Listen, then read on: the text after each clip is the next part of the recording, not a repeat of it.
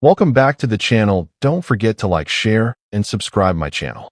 Today we are explore how to create a business mood branding post using film grain in Photoshop.